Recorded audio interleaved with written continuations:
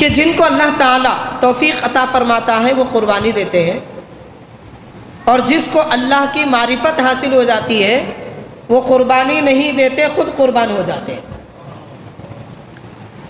قربانی نہیں دیتے کا مطلب رہیں گے تو قربانی دیں گے نا، نہیں دیتے کا مطلب مت دو یہ مراد نہیں ہے، وہ رہیں گے تو قربانی دیں گے، وہ قربانی دینے سے پہلے خود قربان ہو جاتے ہیں۔ جن کو اللہ تعالیٰ کی پہچان، اللہ کی معرفت، اللہ کی محبت مل جاتی ہے۔ حضرت ابراہیم علیہ السلام آپ خود قربان ہو گئے آگ میں گر کر، سپرد آتش نمرود ہو کر ایک انسان نے یہ ثابت کر کے چھوڑا نار میں کب نور جلتا ہے۔ تو آپ کو تو خیر آگ میں ڈال دیا گیا، مگر چونکہ نبی نور ہیں اسی لیے نار کا آگ کا ان پر اثر نہیں ہوا۔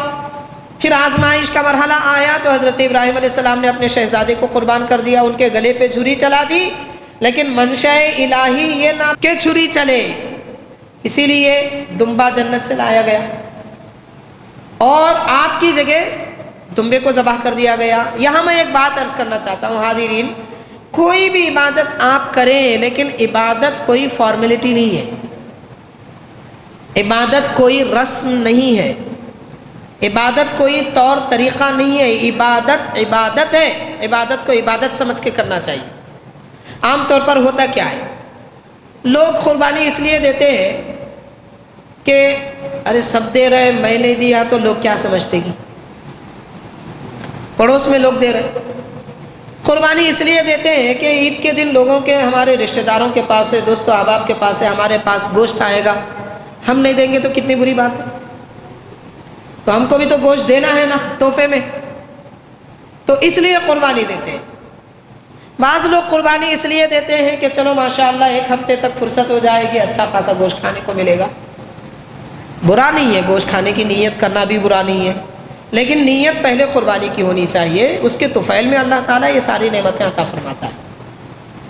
ہمیں کوشش دیکھیے، جب کوئی چیز بلا محنت کسب اور بغیر کسی کوشش کے مل جا رہی ہے تو اس میں نیت بگاڑنے کی ضرورت کیا ہے؟ آپ اس وقت نیت بگاڑتے جب یہ حکم ہوتا کہ جانور ذبح کرو اور سب خیرات کر دو، ایسا حکم ہوتا تو نیت بگڑتی، تو پھر بھی سمجھ میں آتی، بات سمجھ میں آتی کہ ارے گوشت نہیں مل رہا ہے، ہم ذبح کریں پیسے لگا کے نہیں مل رہا ہے۔ اللہ تعالیٰ مہربان ہے، پیارے آقا مہربان ہے، قربانی دینے والے کو بھی حکم فرمایا تم بھی قربانی کا گوشت کھاؤ۔ ابھی آپ نے سنا قربانی کا گوشت کوئی کھاتا بھی ہے تو جنت میں ہر لقمے کے بدلے میں ایک مرغ جس کی قد و قامت اونٹ جیسی ہوتی ہے، جنت میں ملے گا ایک ایک مرغ۔ دنیا میں جتنے بکرے پالیں گے اتنے بڑے امیر، جنت میں جتنے مرغ ہوں گے اتنے بڑے جنتی۔ تو کھانے پر بھی یہ ثواب ہے، محروم نہیں کیا جا رہا ہے، پھر نیت کیوں بگاڑتے ہو؟ قربانی آ رہی ہے، اب کھانے کو ملے گا، ابھی سے پلان بناتے ہیں، یہ کریں گے وہ کریں گے، حصہ جس کو جتنا حصہ ہے دیجئے، اس کے بعد جو اپنا حصہ ہے وہ برابر کھائیے، اس میں کوئی ممانعت کی بات بھی نہیں ہے۔ نبی پاک صلی اللہ علیہ وسلم نے صحابہ کرام کو، ابتدائی دور کی بات میں کر رہا ہوں، جب قربانی دیتے تھے صحابہ کرام تو حضور پاک صلی اللہ علیہ وسلم نے پہلے یہ حکم فرمایا تھا کہ قربانی کا گوشت جمع مت کرو، بلکہ جو لوگ حج کے لیے آتے ہیں، دور دراز سے جو لوگ حج کے لیے آتے ہیں ان کو کھلا دو۔ جمع کرنے کا حکم، حصوں کی بات نہیں کر رہا ہوں میں، جمع کرنے کی بات کر رہا ہوں۔ مان لیجئے کہ آپ کے قربانی کا آپ کا حصہ آپ رکھ کے اسے 2 مہینے تک کھا سکتے ہیں، کوئی ممانعت نہیں ہے، لیکن ابتدائی اسلام میں جب دور دراز سے صحابہ کرام آتے تھے، بلکہ مشرک بھی آتے تھے کعبے کی زیارت کے لیے حج کے دنوں میں، ان کو بھی کھلانے کا حضور پاک صلی اللہ علیہ وسلم نے حکم فرمایا کھلاؤ۔ پھر بعد میں ارشاد فرمایا کہ اگر چاہو تو تم گوشت سکھا لو، حدیث پاک میں آتا ہے اگر چاہو تو تم گوشت سکھا لو، یعنی اگر ایسے ہی رکھیں گے تو خراب ہو جائے گا 1 دن میں 2 دن میں، اس لیے سب کو کھلانے کا حکم دیا۔ پھر بعد میں فرمایا، سرکار نے خود ترکیب دی، آپ یہ بات غور کریے، حضور پاک صلی اللہ علیہ وسلم خود ترکیب عطا فرما رہے ہیں کہ گوشت سکھاؤ، مطلب کباب بنا لو۔ تو اس کے بعد سے صحابہ کرام قربانی کے گوشت کے کباب بناتے تھے۔ تو کھانے سے ہمیں منع نہیں کیا جا رہا ہے، بلکہ جمع کرنے کی ترکیب بھی بتائی جا رہی ہے۔ اس کے بعد بھی اگر کوئی نیت خراب کرتا ہے قربانی کے جانور کے ساتھ، چلو اچھا ہے گوشت کھانے کو ملے گا، اب اتنا محروم آدمی تو کوئی اور نہیں ہو سکتا۔ تو نیت پاک رکھنی چاہیے، نیت صاف ہوگی، پاک ہوگی۔ نیت یہ ہونی چاہیے کہ مجھے جتنا کم ملے میں غریبوں میں زیادہ دوں گا، اپنے اقارب اعزہ رشتہ داروں میں تقسیم کروں گا، یہ نیت رکھنی چاہیے۔ اور ایک بات عرض کروں گا حاضرین، ہمارے پاس ماحول بڑا بگڑتا جا رہا ہے، اس لیے میں نے کیا کہا، قربانی کو رسم مت بنائیے، یہ عبادت ہے، اس کو عبادت کے طور پر کریے۔ رسم کیا ہے ہمارے پاس؟ اگر کسی کے پاس سے گوشت آیا ہمارے پاس، اب ہم کیا کرتے ہیں ماشاءاللہ، دیکھتے ہیں کتنا ہے، جتنا ہے اتنا ہی دوسروں کو دیتے ہیں، کم آیا تو کم، زیادہ آیا تو زیادہ۔ وجہ کیا ہے؟ اگر زیادہ بھیجے ہم کم بھیجے تو اچھا نہیں دکھتا۔ یہ فارمیلٹی ہے، رسم ہے، یہ رسموں کی دنیا، رسموں کا مزاج چھوڑیے۔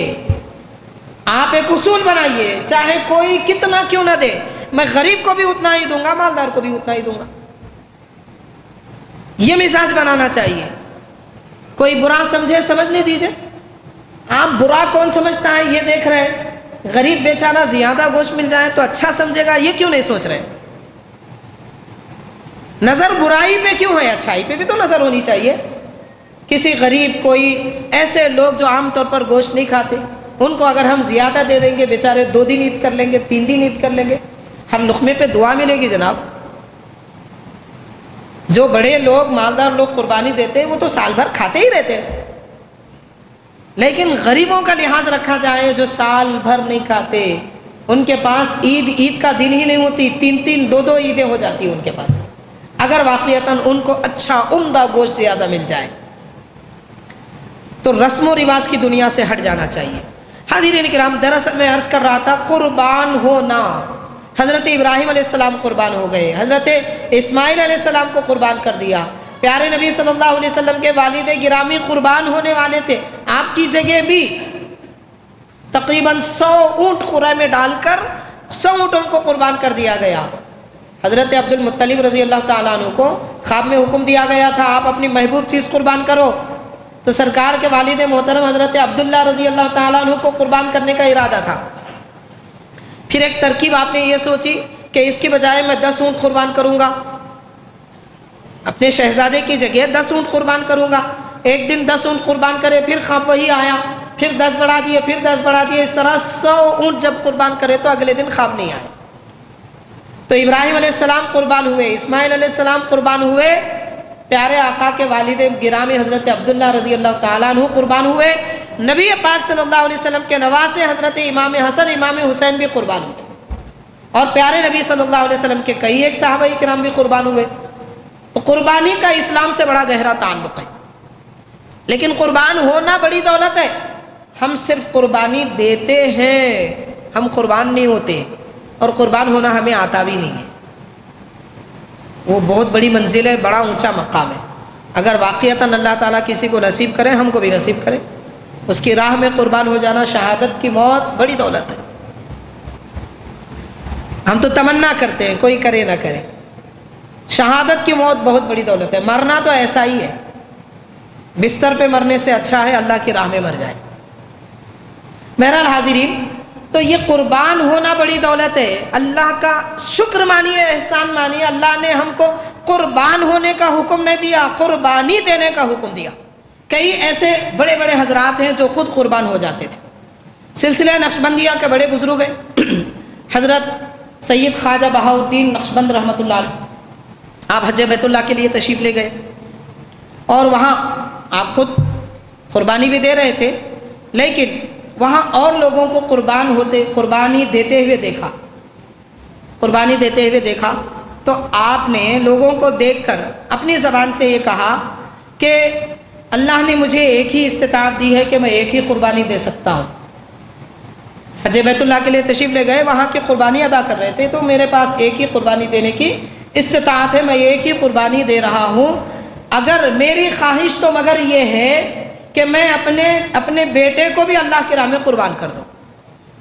یہ تمنا تھی، آپ اپنی زبان سے یہ بات نکل گئی، ادھر یہ کلمے نکلتے ہیں۔ جب آپ حج سے واپس آتے ہیں تو آپ اپنے گھر میں لوگ یہ کہتے ہیں، گھر پہنچتے ہیں تو لوگ یہ کہتے ہیں کہ آپ کے جو شہزادے تھے عید کے دن ان کا انتقال ہوا، تو آپ شکرانے کے لیے ہاتھ اٹھاتے ہیں، پروردگار تو نے میری قربانی قبول فرمائی۔ یعنی آپ کی تمنا تھی کہ شہزادے کو راہ الہی میں قربان کر دیں، اللہ تعالیٰ نے ان کی وہ تمنا اور دعا کو اس طرح قبول فرما لیا کہ اسی وقت ان کا آخری وقت بنا دیا۔ حاضرین کرام، حضرت طاؤس رحمۃ اللہ علیہ بڑے پائے کے بزرگ ہیں، وہ فرماتے ہیں میں حج بیت اللہ کے لیے جا رہا تھا۔ اس وقت اس زمانے میں پہلے قافلے مل کر نکلتے تھے، جیسے آج بھی لوگ پلینوں میں نکلتے ہیں، ایک ایک قافلہ گروپ جسے کہتے ہیں۔ تو وہ اس زمانے میں قافلہ زمینی سفر یا سمندری سفر طے کرتا تھا ایک ایک قافلے کے ساتھ میں۔ تو جس قافلے میں حضرت طاؤس رحمۃ اللہ علیہ تھے، اس میں ایک نوجوان حسین خوبصورت لڑکا تھا، لیکن اس کے پاس کوئی ساز و سامان، کھانے پینے کی کوئی اشیاء، توشہ وغیرہ کچھ نہیں تھا۔ حضرت طاؤس نے اسے دیکھ کر فرمایا کہ بابا، نبی پاک صلی اللہ علیہ وسلم نے حج کا سفر کرنے والوں کے متعلق خاص طور پر فرمایا کہ اپنے ساتھ ساز و سامان، کھانے پینے کی اشیاء ساتھ رکھو تاکہ کسی سے مانگنے کی ضرورت نہ پڑے، بھکاری مت بنو، خود اپنی تیاری کر لو۔ تو آپ بغیر تیاری کے، بغیر زاد یعنی توشے کے حج میں کیوں آ گئے؟ تو نوجوان کہتے ہیں ان خیر الزاد التقوی، بہترین توشہ تقوی اور پرہیزگاری ہے، بہترین تقوی اور پرہیزگاری ہے، توشہ بہترین۔ یہ سننے کے بعد حضرت طاؤس رحمۃ اللہ علیہ فرماتے ہیں کہ اگر تمہارے پاس اتنا معیاری تقوی ہے تو ماشاءاللہ اختیار کر لیجئے۔ اس کے بعد آگے چلتے ہیں، سفر طے ہوتے رہتا ہے۔ حضرت طاؤس رحمۃ اللہ علیہ فرماتے ہیں سفر میں کبھی اس آدمی کو، اس نوجوان کو میں نے کہیں کھاتے ہوئے نہیں دیکھا، کسی سے مانگتے ہوئے بھی نہیں دیکھا۔ یعنی خود اپنے پاس کچھ نہیں ہے تو مانگتا بھی نہیں ہے، تو کھاتے ہوئے بھی نہیں دیکھا اور کسی سے مانگتے ہوئے بھی میں نے نہیں دیکھا۔ اور جب کعبۃ اللہ پہنچے، زیارت کر رہے تھے، طواف کعبہ ہو رہا تھا، اس درمیان میں اس لڑکے نے کہا کہ اے پروردگار، تو نے مجھے یہ توفیق دی، میرے لیے راستہ آسان فرمایا کہ میں تیرے گھر تک پہنچا۔ اس کے بعد عرض کرتا ہے کہ اے پروردگار، تیرے بندے تیری راہ میں قربانی دے رہے، میں غریب ہوں، لاچار ہوں، بلا زاد و راحلہ، بلا کسی توشے کے میں تیرے دربار میں آیا ہوں، مولا قربانی میں کہاں سے دے سکتا ہوں؟ میں تو بس اتنا کر سکتا ہوں کہ تیری راہ میں بس قربان ہونا چاہتا ہوں۔ جن کو تو نے دولت دی وہ قربانی دے رہے ہیں، اے مولا میرے پاس کچھ نہیں ہے، میں قربان ہونا چاہتا ہوں۔ یہ کہنا تھا، اس کی روح اس دنیا سے نکل گئی، جسم سے نکل گئی، اور وہ راہ خدا میں قربان ہو گئی۔ تو حاضرین، حج ادا کرنے والے اس طریقے کا حج بھی ادا کرتے ہیں، اور قربانی دینے والے اس طرح کی قربانی بھی دیتے ہیں۔ لیکن افسوس کی بات ہے کہ آج ہمارے پاس سب کچھ ہے، پھر بھی ہم بہانے تراشتے ہیں۔ کوشش یہ کرتے ہیں کہ قربانی نہ دینی ہو، کوشش یہ کرتے ہیں کہ زکوٰۃ کم نکلے، کوشش یہ کرتے ہیں کہ ہمارے جیب سے پیسہ نہ جائے۔ یاد رکھیے، نبی پاک صلی اللہ علیہ وسلم نے ارشاد فرمایا کہ روزانہ آسمان سے دو فرشتے زمین پر اترتے ہیں، ایک فرشتہ دعا کرتا ہے، روزانہ اترتے ہیں اور روزانہ دعا کرتے ہیں کہ اے پروردگار، جو تیری راہ میں خرچ کرتا ہے اسے اس کے پیچھے ہی عطا فرما، اور جو بچا کے رکھتا ہے اس کے مال کو ضائع کر دے۔ تو مال بچا کے رکھنے سے ضائع ہو جاتا ہے، اور مال راہ الہی میں خرچ کرنے سے بڑھتا ہے۔ زکوٰۃ کو زکوٰۃ اسی لیے کہتے ہیں کہ جو زکوٰۃ نکلتی ہے وہ نکلتی نہیں ہے، پیچھے سے لاتی بھی ہے۔ صدق دل سے دے کر دیکھیے، پتہ چلے گا